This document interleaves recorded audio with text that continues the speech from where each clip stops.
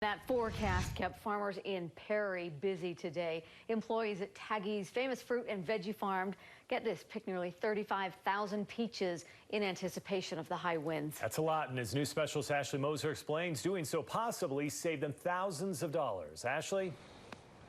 Well, guys, here's one of the 35,000 peaches that they picked today, and they did this because of the high winds. They say if this blows off the tree, falls out onto the ground, they can no longer sell this. So they possibly could have saved $32,000. They were proactive, and their employees worked long hours today to pick the most vulnerable fruit.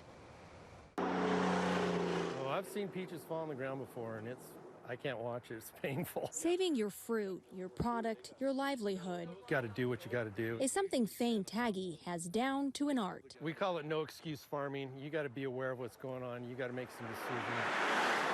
And today he made the difficult decision to pick nearly 35,000 peaches early. I saw 50 to 60 mile an hour winds, and I just freaked out. So I texted all my workers and I said, you got to pick deep. His employees plucking the heaviest, most vulnerable ones, leaving some to chance. That's going to get really whipped around tonight. You pick because you're so good at it. He says the demand is actually high for the fruit this year because Idaho and Colorado had their own weather woes. I've had 55 calls today. Everybody's looking for peaches. They can't find them. Perry farmers also lost 60% of the fruit to an early frost this year. In fact, it got down into the 20s. And this is what hurt us. Tagge is just hoping tonight's storm won't hit as hard and is finding comfort in the actions his team took today to save the peaches. Because I'd rather have it in the box than on the ground.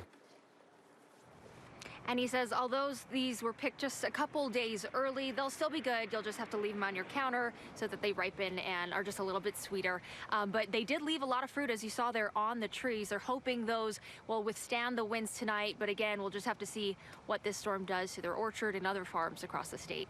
Back to you. Yeah, you feel for those whose livelihoods depend on better weather than what we're seeing right now. Ashley, thank you.